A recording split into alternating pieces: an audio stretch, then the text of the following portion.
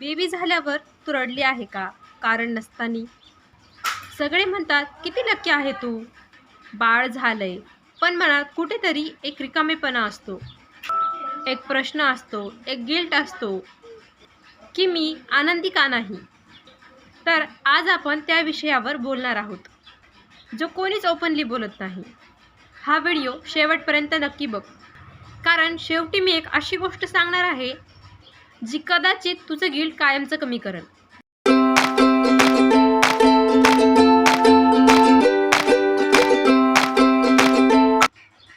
डिलिव्हरीनंतर फक्त शरीरच बदलत नाही, तर मनही पूर्णपणे बदलतं.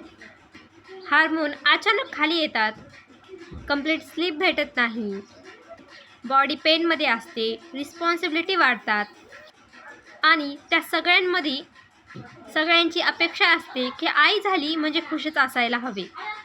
पण ट्रूथ काय आहे? आई होणं म्हणजे सतत आनंदी होणं नाही, ते एक इमोशनल रोलर कॉस्टर आहे.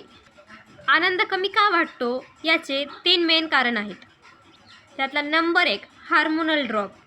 प्रेग्नेंट असतो तेव्हा इजिस्ट्रॉन आणि प्रोजेस्ट्रॉन हे प्रेग्नन्सी हार्मोन खूप जास्त वाढतात, पण डिलिव्हरीनंतर ते अचानक कमी होतात. आणि हे हार्मोन तुमची मूड, तुमचं झोप, तुमची एनर्जी हे सगळं बॅलन्स करत असतं. आणि ते कमी झाल्यामुळे सगळं काही डिसमिस होतंच, आणि हे नॉर्मल आहे. Number 2, identity shift. आता तू फक्त तू राहत नाही, तू आता आई झालीस आणि स्वतःला ॲडजस्ट करायला वेळ लागतो. त्यामुळे स्वतःला वेळ दे. Number 3, sleep deprivation. झोप कमी झाली म्हणल्यावर झोपेचा अभाव हा दिसून येणारच.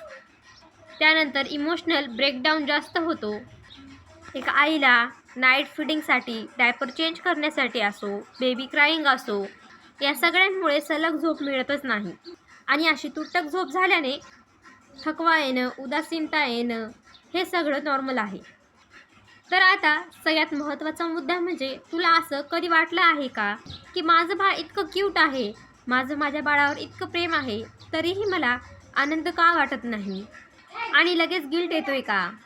तर हे ध्यान देऊन ऐक. गिल्ट येणं म्हणजे तू वाईट आई नाहीस, ते दाखवतं की तू सेन्सिटिव्ह आहेस. परफेक्ट आई ही अस्तित्वातच नसते, त्यामुळे त्याचा तू जास्त विचार करू नको. हे पोस्टपार्टम डिप्रेशन आहे का? नेहमीच नाही, पण जर मूड बदलतो, पण काही वेळानंतर तो ठीकही होतो. बेबीसोबत बाउंड आहे, पण थोडा रेस्ट मिळाला की मूड इम्प्रूव्ह होतो. तर हे नॉर्मल इमोशनल ॲडजस्टमेंट असू शकतं. पण जर सतत रडू येत असेल, होप वाटत नसेल, कोणाशीही बोलू वाटत नसेल, एकटेपणा वाटतो, बाळासोबत कनेक्शन फील होत नाही, उदासीनता कायम राहते, डिप्रेशन येते, तर तुला प्रोफेशनल हेल्प घ्यायलाच हवी. आणि हेल्प मागणं म्हणजे विकनेस नाही, हेल्प मागणं म्हणजे मदरहूड. तर चला आता आपण ह्यावर प्रॅक्टिकली बोलूयात. नंबर 1, रोज स्वतःसाठी 10 मिनिटाचा वेळ द्या, फक्त मी टाईम. नंबर 2, कोणाशी तरी मनमोकळेपणाने बोला. तुमच्या मनात काय चालू आहे ते प्रत्येक तुमच्या त्या व्यक्तीसोबत शेअर करा. मग ती व्यक्ती कोणीही असू शकते, तुमची आई असू शकते, तुमची मैत्रीण असू शकते, तुमची बहीण असू शकते, किंवा तुमचा नवरा देखील असू शकतो. नंबर 3, सलग झोप मिळणे शक्यच नाही, पण जशी वेळ भेटेल तशी तुम्ही झोप घ्या, कारण तुम्ही आराम करसाल तितक्या लवकर तुम्ही हील होसाल. नंबर 4 आणि सगळ्यात महत्त्वाचं म्हणजे, स्वतःला कंपेअर करू नका कोणाशीही.